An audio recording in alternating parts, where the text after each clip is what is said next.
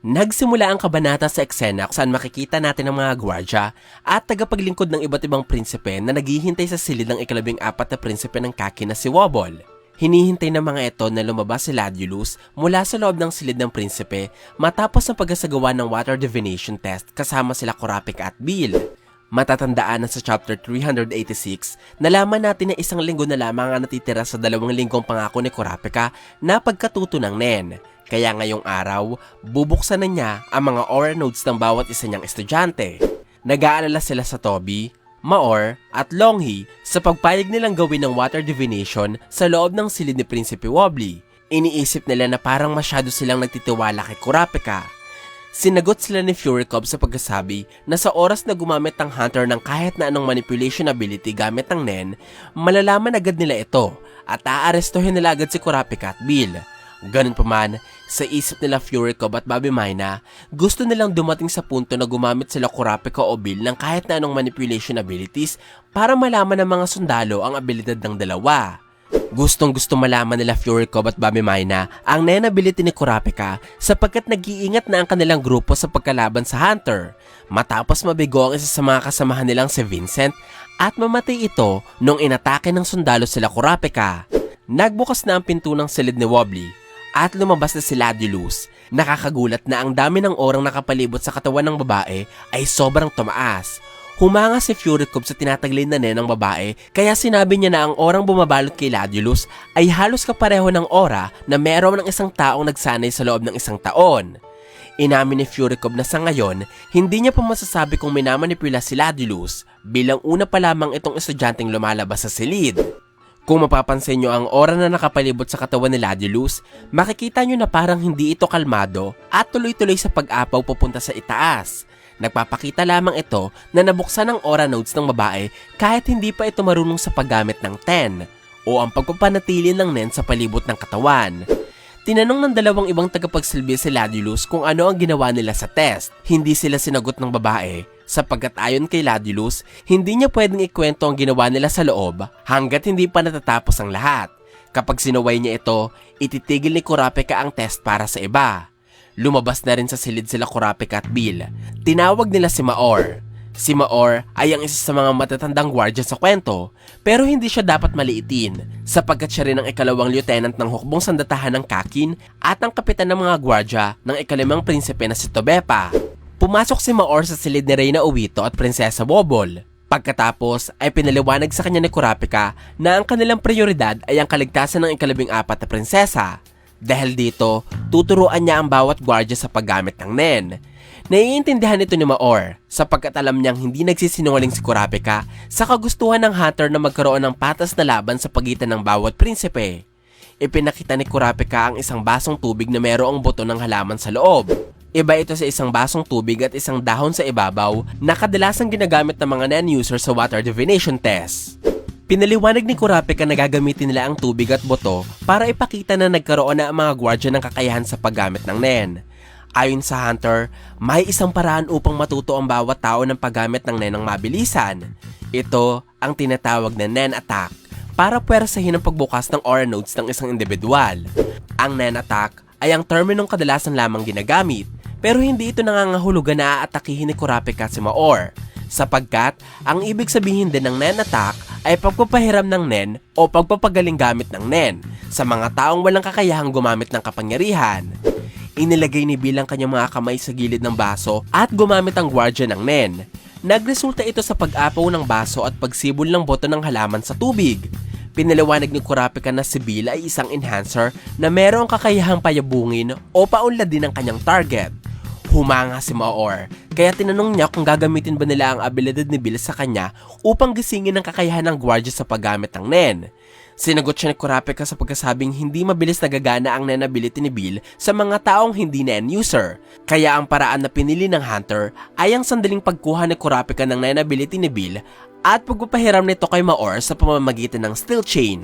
Kung ating babalikan, ang Steel Chain ni Kurapika ay mayroong 3 pangunahing kakayahan. Ito ang pansamantalang pagkuha ng abilidad ng iba, paglalagay ng mga target niya sa estadyo ng Zetsu, at pagpapahiram ng abilidad nito sa ibang tao. Nagagawa ni Kurapika na ipasa ang abilidad na nasa loob ng kanyang steel chain sa pamamagitan ng pagpasok sa Emperor Time at pagtusok ng steel chain sa kanyang mga target. Pumayag si Maor sa paraang pinaliwanag ni Kurapika, kaya lumabas siya sa silid na nagtataglinan ng Nen. Pangyayaring nagpabilib muli kay Furikov sapagkat nakumpirma na niyang hindi minamanipula ni Kurapika ang kanyang mga estudyante.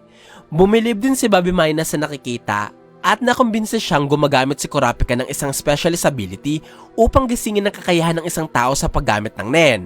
Ganun pa man, kahit alam na ni Bobby Mina na mayroong ganitong kakayahan si Kurapika, naniniwala ang sundalo na ang bawat isang kadena sa kamay ni Kurapika ay nagtatagli ng kanya-kanyang abilidad. Tama si Bobby Mina sa kanyang hula na meron niyang abilidad si Kurapika sa bawat kadena. Pero hindi lamang ito ang kanyang dapat problemahin sapagkat dapat din niyang malaman na ang pinakamapanganib na kakayahang tinatagli ni Kurapika ay ang Emperor Time. Tinanong ng kapwa gwardiya ni Maor na si Longhee kung totoo nga ba ang mga sinabi ni Kurapika sa kanila. Kinumpirma ito ni Maor at pinaliwanag niya na parang buhay na buhay ang kanyang katawan, kaya kinontrol ni Maor ang kanyang paghinga upang mapanatili sa kanyang katawan ang kanyang enerhiya. Ang ginagawa ni Maor ay isang hakbang sa paggamit ng Ten. Ibig sabihin, binigyan na sila ni Kurapika ng ideya tungkol sa Ten matapos gisingin ng Hunter ang kanilang mga Nen. Ang sunod na pumasok sa silid ay ang tagapagsalbi ni Prinsesa Kacho na si Yuri. Pinaliwanag din ni Kurapika kay Yuri ang impormasyong ibinigay niya kay Maor. Pagkatapos ay pinahiram niya sa tagapagsilbi ang Nen ability ni Bill. Nakita ni Yuri ang Stealth Dolphin at ipinaliwanag nito sa babae ang abilidad na ipinahiram ni Kurapika na may pangalang Eregeron o Bodflavane. Ang Eregeron ay isang klase ng namumulaklak na halaman. Hindi ko alam kung bakit ito ang pangalan ng Nen ability ni Bill, pero maaaring ipaliwanag ito ng kwento kapag si Bill na mismo ulit ang gumagamit ng abilidad sa mga susunod na kabanata. Pinaliwanag ni Kurapika na sa oras na matuto si Yuri sa paggamit ng Ten at Hatsu, maaari na itong gumamit ng Water Divination nang siya lamang mag-isa upang ang babae lamang ang makaalam ng sarili niyang Nen type. Nagtaka dito si Yuri. Matatandaan na sa chapter 386, sinabi ni Kurapika na ang kabayaran ng bawat isang tagapaglingkod at gwardya sa pagtuturo niya sa paggamit ng Nen sa mga ito ay ang impormasyon ukol sa Nen type ng bawat isa. Kaya nakakapagtaka naman talaga kung bakit hindi niya pa sinasamantala ang pagkakataon na malaman ng Nen type ng kanyang mga estudyante. Pinaliwanag ni Kurapika na umaasa siyang wala nang magiging biktima ang succession contest at tumiling siya kay Yuri na tanungin si Prinsesa Kacho at Reyna Seiko kung gusto pa ba nilang magpadala ng mga gwardya upang matuto din ng mga ito sa paggamit ng Nen. Napaisip si Bill sa pahayag ni Kurapika sapagkat kahit naniniwala siyang ang pagtuturo ng Nen sa mga tagapagsilbi ng ibang prinsipe ang pinaka-epektibong paraan upang mapabagal ang succession contest, nag-aalala si Bill na baka ang kapangyarihang tinatagli ng mga estudyante nila ay lumason sa pag-iisip ng mga ito at gamitin laban kanila Kurapika. Umaasa si Bill na mayroong nakahandang countermeasure sa Kurapika sa oras na mangyari ito, pero malaki ang paniniwala niya na may plano ang Hunter. Sa kabila ng lahat ng pag-aalala, masaya pa rin si Bill sapagkat nagawa niya at ni Kurapika na makagawa ng paraan upang mabuhay hanggang ngayon. Ang ika-14 na prinsipe ay merong 15 tagapagsilbi sa pagsakay ng barko. Sa kasamaang palad, 3 lamang sa mga ito ang natira at nabuhay. Sila ay sila Kurapika, Shimano at Bill. Kung hindi ginawa ni Kurapika ang pagtuturo ng Nen, sigurado ang mga batang prinsipe katulad ni Wobbly ang pupunteriyahin ng mga mas matatandang prinsipe. Pero ngayong ang bawat isa mga prinsipe ay meron ng gwardya na marunong sa paggamit ng Nen, sigurado magdadalawang isip ang mga matatandang prinsipe na umatake. Matapos ni Yuri, lumabas muli si Kurapika sa silid at sinabi niya sa kanyang mga estudyante na tapos na ngayong araw ang kanilang pagkasanay. Nang makaalis na mga tagapaglingkod, tinawag ni Kurapika si Bill at pinasalamatan niya ang gwardya. Tinanong ng Hunter kung gusto pa ba ni Bill na magpatuloy kahit may posibilidad na hindi na sila makarating sa New Continent. Sinagot ito ni Bill sa pagkasabing baka gusto niya pa nga magpatuloy. Ayon sa gwardya, kahit pinadala sila ni Beyond Netero sa Black Whale upang magtungo sa New Continent, si Bill mismo ang pumili na maging gwardya ni Wobbly sapagkat umaasa siyang walang kaharaping laban ng prinsesa bilang isa pa itong sanggol. Para sa mga medyo nakalimutan na, si Bill ay isang hunter na kasali sa Beyond Expedition Team. Sa ngayon, hindi pa sinasabi ang kanilang tunay na layunin sa barko at kung bakit sila pinasama ni Beyond sa paglalakbay. Kinuwento ni Bill na noong nag-umpisa ng maubos ang mga gwardya ni Prinsipe Wobbly, pumasok sa isip niyang tumakas na lamang. Pero noong dumating si Vincent para paslang si Prinsesa Wobbly, sobrang nainis si Bill sa kasamaan ng kanilang mga kalaban, kaya tinanggap niya ang kanyang pagiging duwag at inasahan ng mga pinakamasamang pangyayari. Itinama ni Kurapika ang pangmamaliit ni Bill sa kanyang sarili sa pagkasabing walang duwag na may level ng paninindigang meron si Bill. Ngayon lamang nagpakita ng pagpapahalaga si Kurapika sa katapangan at kontribusyon ni Bill sa kanilang grupo. Sana ang gumagandang koneksyon na ito ay hindi matapos sa pagkamatay ng isa sa kanila. Lumipat ng kabanata kanila Maor at Longhi na nasa silid na ni Prinsesa Tobepa. Ipinaalam ng dalawang gwardya na ang kampo nila Wobbly ay mayroong alyansa sa ikatlong prinsipe na si Zhonglei at ang training na pinangunahan ni Kurapika ay totoo talaga. Natuwa si Tobepa na marinig ito, kaya inutusan niya ang kanyang dalawang tauhan na ituloy ang pakikipagnegosasyon kay Kurapika para sa isang alyansa at ipaalam sa Hunter na magpapadala pa sila ng mga gwardya sa mga susunod na pagkasanay. Ayon sa kwento, si Tobepa ay ang tagapagmanang mayroong magandang hangarin para sa kaharian, kaya tiyak na hindi nito gugustuhing paslangan ng mga mas batang prinsipe kagaya ni Wobbly. Maaaring itong isa sa mga dahilan kung bakit sobrang interesado si Tobepa na makipag-alyansa kanila Wobbly at Kurapika. Habang nag-uusap sila Tobepa at ang kanyang mga gwardya, nanonood si Rihan sa isang tabi at nakakaramdam ng pag-aalala sapagkat hindi pa rin nagpapakita ang nanbis ni Tobepa. Kaya, parang mas gusto na lamang ni Rihan na magtungo sa silid ni Hulkenberg. Pero, naalala ng sundalo ang payo ng kanilang Master Sergeant Isabel Similko ukol sa pagiging pasensyoso. May posibilidad na dahil ang nanbis ni Tobepa ay may anyo na katulad ng isang kamilyon, nagkaroon din ito ng kakayahang makapag-camouflage o mag-invisible para itago ang kanyang sarili.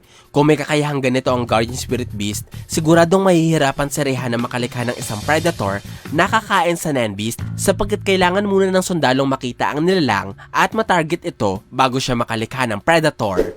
Lumipat ang eksena kay Balsimilko. Nag-aalala ang pinunong sundalo sa kanyang mga tauhan. Sinabi niya sa kanyang isipan na kailangan mag-isip ng maigi si Rihan sapagkat hindi niya ito matutulungan at mabibigyan ng payo.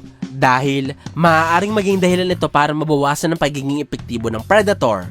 Bukod kay Rihan, naalala din ni Balsimilko ang namatay niyang tauhan na si Shikaku. Inisip ng pinunong sundalo na kaya namatay ito ay inalay ni Shikaku ang sarili niyang buhay kapalit ng kaligtasan ni Prince Benjamin. Pero napagtanto ni Balsimilko na imposible ito sapagkat alam ni Shikaku na ang pagmamakaawa para sa kanilang mga buhay ay isang aksyong pinakakinasusuklaman ni Benjamin.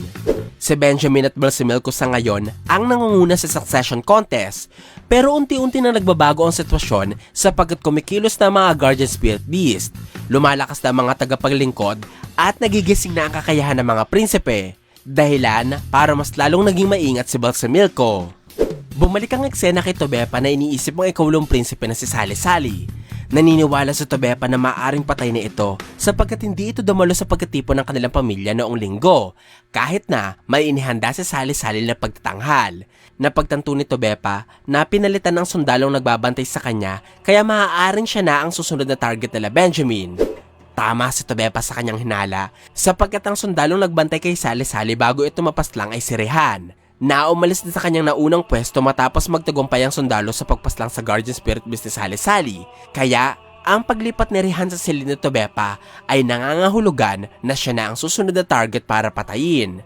Nagdesisyon si Tobepa na alamin ang naging dahilan sa kamatayan ni Sally-Sally at kung namatay ba ito dulot ng Nen, sapagkat magagamit ito ni Tobepa para makagawa ng countermeasures. Ginamit din ni Tobepa ang kanyang oras sa paglikha ng listahan ng mga Nen abilities na maaaring makatulong sa kanila. Inilagay niya ito sa isang flash drive at ibinigay sa kanyang assistant upang maiabot ito sa kanyang mga gwardyang marunong gumamit ng Nen. Umaasa si Tobepa na sa paraang ito, maaapektuhan niya ang mga Nen abilities na mabubuo ng kanyang mga gwardya. Tama ulit si Tobepa, sapagkat ang kakayahang labis na kailangan ng isang tao ay maaaring makaapekto sa mabubuong Nen ability ng isang Nen user. Halimbawa dito ang Dr. Blight ni Pitu at ang adult form ni Gon. Mga abilidad na ninais ng dalawang Nen users at naipagkaloob agad sa kanila matapos ang maikling panahon. Bagamat marunong nang gumamit ng Nen si Maor, naniniwala si Tobepa na hindi pa rin handa ang gwardya sa pagharap sa mga bantang meron ng Nen. Kaya, kinakailangan niya ang isang bihasang Nen user kagaya ni Kurapika. Sa mga susunod na kabanata, malalaman nyo na hindi lamang si Maor ang Nen user sa grupo nila Tobepa. Kung sino pa ang karakter na ito ay dapat nyong abangan. Lumipat ang eksena sa silid ni Kurapika. Mistulang kinakabahan ng Hunter, si Bill at si Reyna Obito dahil nararamdaman muli nila ang ikaapat na pagyanig dulot ng malakas na aura.